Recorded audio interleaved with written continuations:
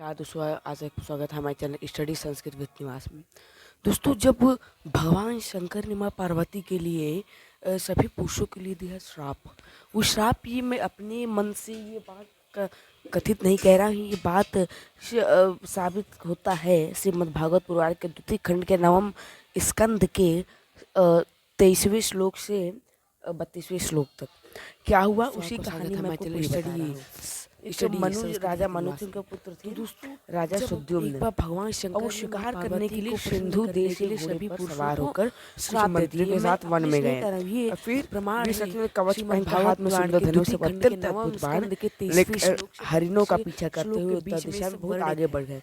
क्या लिखा गया है? नहीं, जब वो शिकार नहीं कर पाए तो अंत में सुद्युम्न एक बार पर्वत उसे एक पर्वत है मेरू पर्वत की है तलहटी के एक वन में चले गए। सिंध देश के उस वन में देखा कि भगवान शंकर के साथ वन में गए और उन्होंने अद्भुत बाण का कवच पहनकर क्या कर रहे थे, मतलब हरिणों यानी हिरन जब स्त्रीलिंग उन्होंने अपने उसका पीछा करने के उत्तर दिशा में स्त्री बन गए हैं। फिर जब और पकड़ पाए फिर तो जो घोड़ा हुआ थे वो घोड़ी हो गया और जो अपने साथ आए थे अनुचरों के साथ वो भी स्त्री के रूप में परिवर्तित हो गए। एक वन में चले गए, बस एक दूसरे का एक वन था उसमें चले गए थे। फिर वो सुदर्शन ने कहा कि प्रभु इस भूखंड में शंकर ऐसा विचित्र उड़ा गया है कि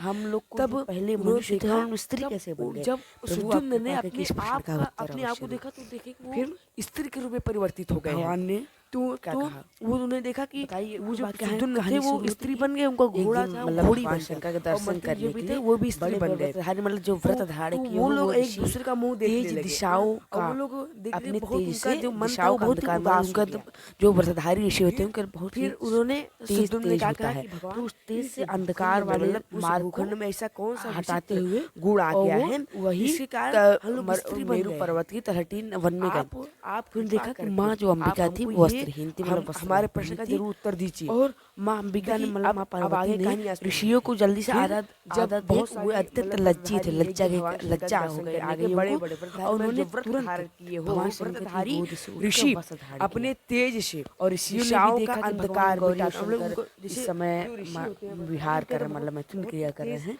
तेज, इसलिए वो वहां से लौट कर जो अंधकार कर वे भगवान नारायण नारायण के आश्रम पर चले गए, नारायण के आश्रम पर चले गए। फिर उसी समय भगवान शंकर अंबिका प्रिया भगवती अंबिका को प्रसन्न करने के लिए कहा कि मेरे सिवा और जो भी पुरुष इस स्थान में प्रवेश करेगा वो वह स्त्री हो जाएगा।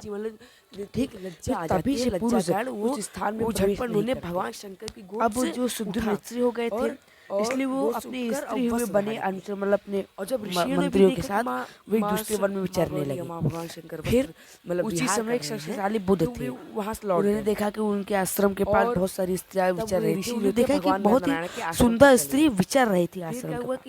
फिर उनकी इच्छा हुई कि यह मुझे प्राप्त हो जाए भगवती को। फिर उस स्त्री ने भी चंद्र कुमार बुद्ध थे उनको अपने पति बनाना चाहा। मेरू की पर्वत पे बुद्ध शक्तिशाली थी इसलिए वो अपने इस पर वन में जो भी प्रवेश करेगा वो उसके घर में पुरुरवा नामक तभी से पुरुष उस स्थान में प्रवेश नहीं करते।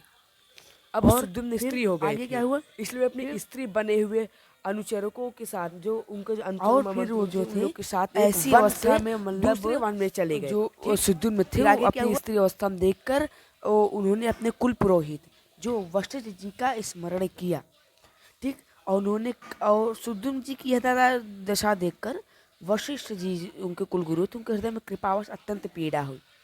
उन्होंने फिर कहा कि आपको मैं पुरुष बनाने के लिए भगवान शंकर की आराधना कर रहा हूँ। तो भगवान शंकर आराधना की।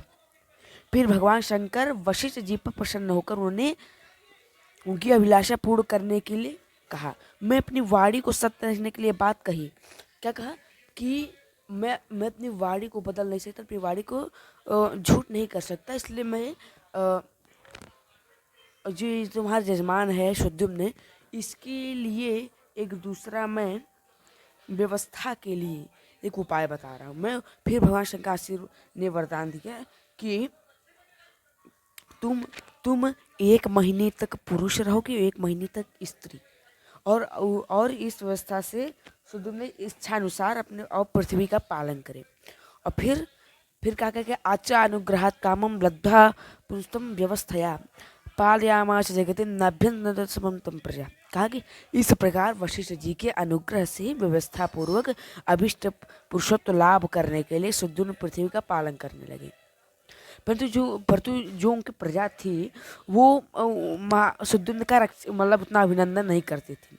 फिर सुद्युम्न जी के 3 पुत्र हुए, उत्कल, गय और विमल। इस पर श्लोक है, क्या कहा गया कि त्यस्तुत्कलो गयो राजमेवलस्य सुतस्तः दक्षिणाय पराधुना बभूव उत्पला। ठीक, ये कहा गया है। ठीक,